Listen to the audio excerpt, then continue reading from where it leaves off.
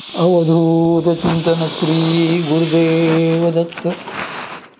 आपण वामनविलास प्रकाशन पुणे कल्पित परमपूज्य सौ शकुंतलाताई आपटे लिखित सोनेयाचा दिवस आजी अमृत पाहिला हे पुस्तक वाचत आहोत. काल आपण संकल्प निश्चय जळावा हे पाहिले. आज आपण भक्तीपुढे मुक्ती तुच्छ ह्या गोपींना त्या पराभक्तीतील लीलेच्या आनंदापुढे प्रेमापुढे मुक्तीची मोक्षाची मुळीच किंमत वाटत नसते. श्री संत एकनाथ महाराजांनी त्यांच्या एका बहारीच्या अभंगामधून हाच भाव मोठ्या मार्मिकतेने व्यक्त केलेला आहे. ते म्हणतात की भक्ती ते राहो मुक्ती ते जावो, मुक्ती माझी भावो नाही नाही, मुक्तीच्या लावून सेखी ओसंडी, नेणे ऐसे किती केले पवाडी, उपदोनिया पोटी भक्ती ते ग्रासी, मातृहत्यारी मुक्ती कवण गोसी, एका जनार्दनी सेविता चरण रज, मुक्ती सेवा करी सांडुनिया लाज. आमच्यापाशी भक्तीच राहावी, मुक्ती द्यायची तेथे जाऊ, कारण त्या मुक्तीमध्ये श्री भगवंताविषयी प्रेमभाव नसतो, त्यांच्या लीलांचा आनंद आस्वाद नसतो. मुक्ती ही जीवाला आकर्षून घेऊन तिच्यासाठी धडपड करायला लावून शेवटी मात्र स्वतः संपून जाते. तिच्या नादी लागणारे असे किती पाखंडी तिने आजवर तयार करून ठेवले देव जाणे. भक्तीच्या पोटी जन्माला येऊन ती मुक्ती भक्तीचाच ग्रास करते. अशा मातेची हत्या करणाऱ्या या मुक्तीला कोणी पोसावे? श्री भगवंतांचे चरणरज, श्री सद्गुरूंचे चरणरज सेवन केले असता, त्यांची सर्व भावे सेवा केली असता, अशा भक्ताची सेवा ही मुक्तीच सर्व लाभ सोडून करू लागते. म्हणून भक्तीच करावी. त्यामुळे गोपींना गोपी म्हणूनच राहून भगवत प्रेमाचा भगवत लीलेचा आनंद मनमुराद लुटायला असतो. तेच त्यांचे इच्छित असते. म्हणून मोक्षाचा विचारच त्यांच्या अंतःकरणात नसतो. वज्रकथांमध्ये या संबंधी एक सुंदर कथा आलेली आहे. नाम गोरी अधिक.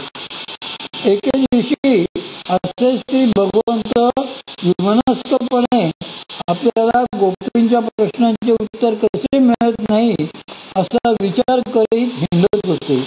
हिंडता श्री भगवंतांना अतिशय प्रिय श्री राधाजींच्याही अतिशय जवळची अशी ललिता सखी आपल्याच नादात असलेली त्यांना दिसली.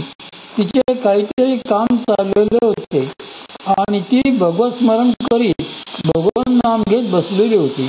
श्री भगवंत तिच्या मागून गेले आणि त्यांनी तिच्या पाठीवर हळूच हात ठेवला. मग ते म्हणाले, ए बाई, मी शेजारी आहे ना, परत माझे नाव काय घेतेस? पण तिचे काही त्याकडे लक्षच नव्हते. त्यांनी तिला पुन्हा हाक मारली आणि ते म्हणाले, माझी आई, माझेच काय नाव घेतेस? मी तर तुझ्याच शेजारी उभा आहे ना. त्यावर ती म्हणाली, थांबा हो, तुमच्या नावात काय गोडी आहे ते तुम्हाला कसे कळणार? ती गोडी कशी आहे ते मलाच माहीत आहे. माझ्या मध्ये येऊ नका, जरा थांबा. हे ऐकून श्री भगवंत म्हणाले, अगं, मी तुझ्यासाठीच तर प्रगट झालो आहे ना. त्यावर ती म्हणाली, मग त्यात काय मोठे? नाम स्मरले की तुम्ही प्रगट होताच मुळी, ते तुमचे बिरुदच आहे. तेथेच देवांचा निवास. याचमुळे श्री संत तुकाराम महाराज देखील म्हणतात की नामाची आवडी तोची जाणा देव, न जरी संदेह काही म्हणे. नामाची आवड जेथे असते तेथे श्री भगवंत असतातच, याविषयी मनात कुठलीच शंका बाळगू नका. प्रेम जेथे वास करी मुखी उच्चारिता हरी. जेथे प्रेमाने श्री भगवंतांच्या नामाचा उच्चार केला जातो, त्याचे नाम स्मरले जाते, तेथे श्री भगवंतांचा निवास असतो. वरील व्रजकथेत हे सत्य दडलेले आहे. आपणास वाटते की आपल्याला देवांचे दर्शन व्हावे, पण दर्शन झालंय पुढे काय? परमपूज्य श्री मामा म्हणायचे की दर्शन झालंय म्हणून काय तुझे प्रारब्ध कर्म संपले? ते कोणी संपवायचे? आपल्याला अजून बरेच पुढे जायचे आहे. माऊलींनी सुद्धा त्यामुळे संकल्प लोपी असे म्हटलेले आहे. पेटी सोन्याची होते. बाबा भास्करानंद नावाचे एक थोर साधू होते. त्यांच्याकडे एकदा एक माणूस आला आणि त्यांना म्हणाला की बाबा मला मोक्ष हवाय. त्यावर बाबा भास्करानंद म्हणाले, खरे की काय? कशासाठी मोक्ष हवाय रे तुला? त्यावर तो म्हणाला, तसे काही नाही, पण मी जर परीत झालो तर कोणाही समोर येणाऱ्याला मी मोक्ष देऊ शकेन. केवढे चांगले कार्य आहे ते. ते ऐकून बाबा त्याच्याकडे नवलाने बघतच राहिले. मग थोड्या वेळाने ते त्याला म्हणाले, तू किती हुशार आहेस रे.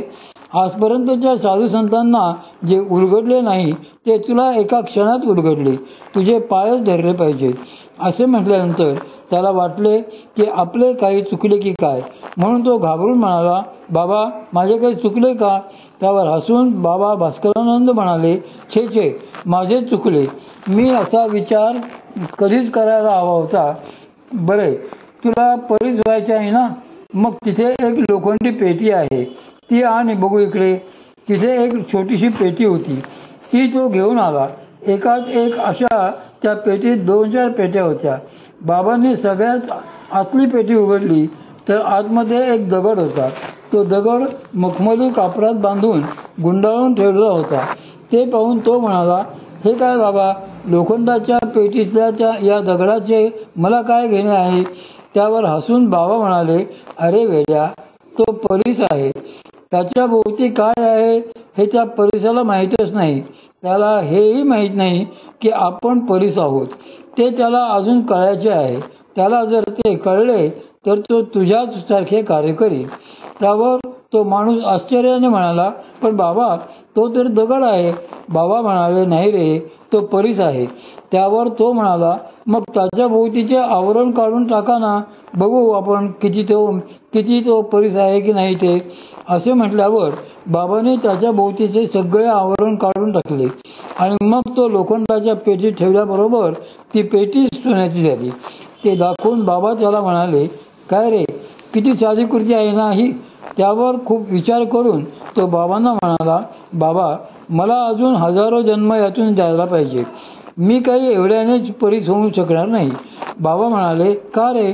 त्यावर तो म्हणाला, बाबा असे माझ्या जीवावरचे आवरण कोण काढणार? त्या दगडाचे तुम्ही काढले, पण माझे कोण काढणार माहीत नाही.